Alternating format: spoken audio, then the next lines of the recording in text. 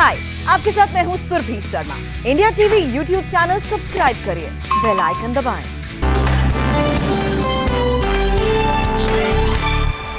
चुनाव आयोग के 24 घंटे के बैन के खिलाफ कोलकाता में ममता का धरना जारी। गांधी मूर्ति के पास धरने पर बैठी। तय समय से पहले ही गांधी मूर्ति पहुंच गई थी ममता। दोपहर 12 बजे से धरने पर बैठने का ऐलान किया था। ममता के साथ धरने पर टीएमसी का कोई नेता मौजूद नहीं था। पार्टी नेताओं के मुताबिक ममता ने किसी को धरने पर साथ बैठने से मना किया।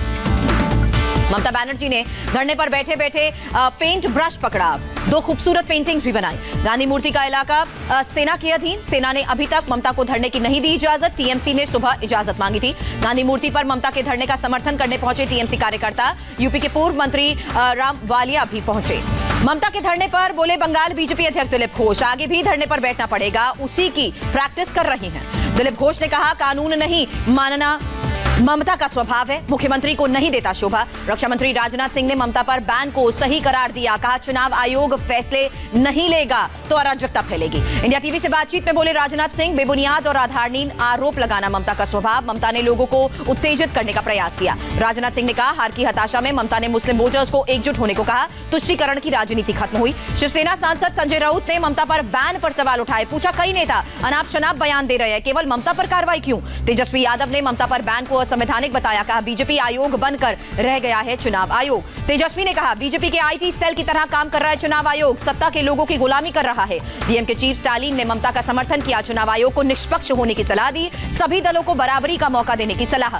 ममता पर केंद्रीय मंत्री नकवी की चुटकी। कहा, ममता की किचकिच और चिकचिक का समय खत्म हुआ, अब धरना देना उनकी मजबूरी। मुख्तार अब्बास नकवी ने कहा, ममता ने राजधर्म का पालन नहीं किया है, गुंडों और घुसपैठियों से ममता की सहानुभूति। टीएमसी नेता डेरेक ओब्रायन ने ममता पर लगे बैन को लोकतंत्र का काला दिन बताया।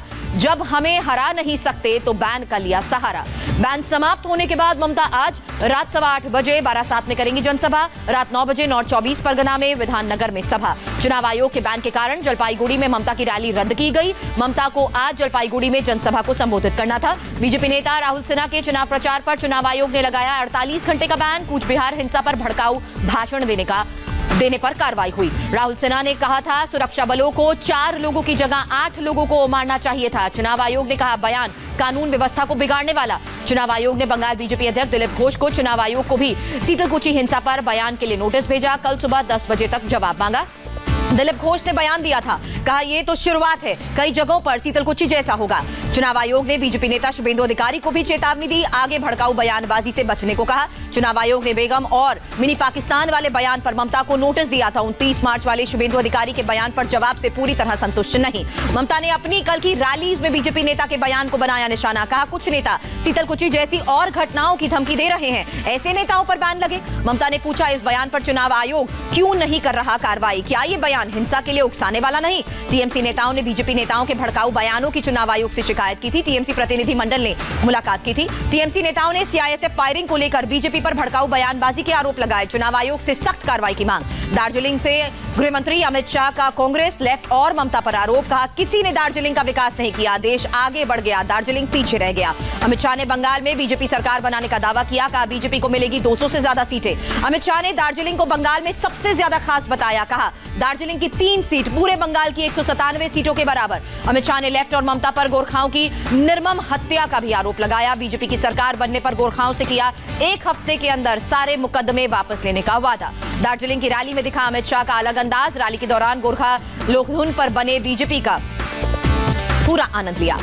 दार्जिलिंग के नागरा काटा में अमित शाह की दूसरी रैली। बीजेपी नेताओं को बाहरी बताने पर जोरदार अटैक। शाह ने कहा, मैं इसी देश में जन्मा, बंगाल में कैसे हो सकता है बाहरी? टीएमसी का वोट बैंक बाहरी और घुसपैठिए।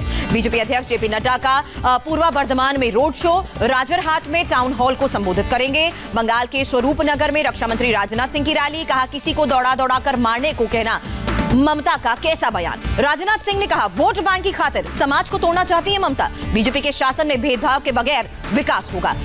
सुशील चंद्रा बने नए मुख्य चुनाव आयुक्त। सुनील अरोड़ा की जगह शपथ ली। 14 मई 2022 तक कार्यकाल है। पश्चिम बंगाल के मुर्शिदाबाद में मिले 14 देसी बम डिस्पोजल स्क्वाड ने बमों को डिफ्यूज किया। सीआईएसएफ फायरिंग मामले में कोलकाता हाईकोर्ट में 2 जनहित याचिका दायर की गई। जांच की मांग के साथ मृतकों के परिवार के लिए मुआवजे की भी मांग। प्रधानमंत्री मोदी की बारासात रैली में अपने शरीर को पेंट करवाकर पहुंचे बीजेपी समर्थक। बॉडी पेंटिंग के जरिए बंगाल में इंडस्ट्री और रोजगार की मांग की। उड़ीसा के मुख्य निर्वाचन अधिकारी से मिला बीजेपी का डेलीगेशन। पीपली में 17 अप्रैल को होने वाले उपचुनाव के लिए केंद्रीय सुरक्षा बलों की तैनाती की मांग की।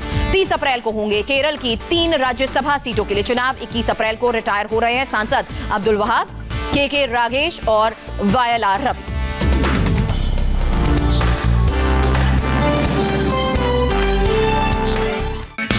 हाय, आई एम सुरभि शर्मा। खबरों से अपडेट रहने के लिए India TV YouTube channel subscribe करिए, साथ में बेल आइकन जरूर दबाएं। जुड़े रहें इंडिया टीवी के साथ।